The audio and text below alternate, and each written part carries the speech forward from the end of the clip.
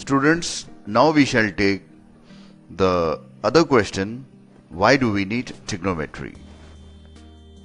This question is approximately equivalent to these questions also. Why was trigonometry developed and what is the use of trigonometry? Okay, so why do we need trigonometry is equivalent to these questions.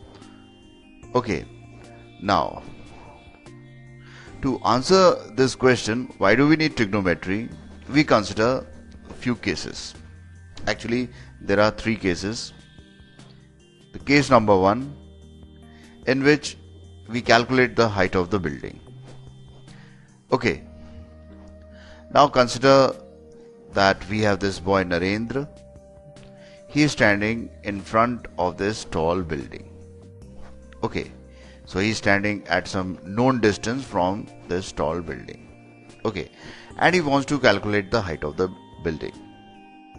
But he promised his parents that he is not going to climb such buildings because it is risky also, but he has to calculate the height of the building. He has a curiosity in his mind that he has to calculate the height of the building. So, how can he calculate the height of the building without climbing the building?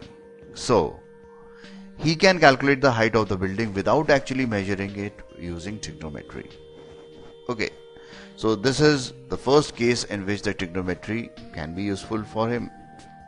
The case 2. In this case, we have to calculate the width of the river.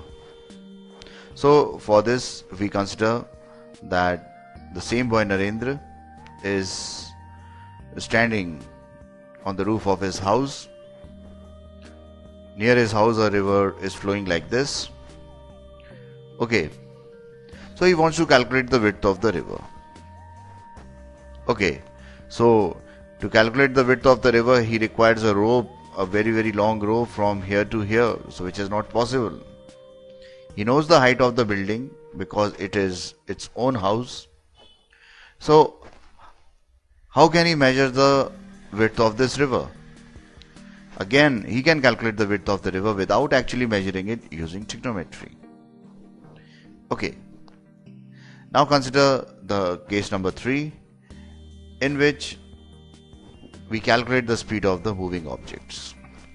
Okay, so consider the same boy Narendra is standing somewhere on the ground and he sees a balloon.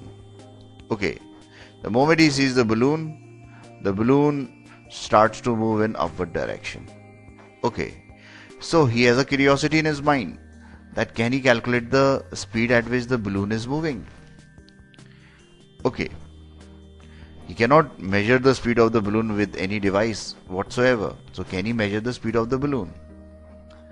Okay, he can calculate the speed of the balloon, as in this case it is the moving object, using trigonometry.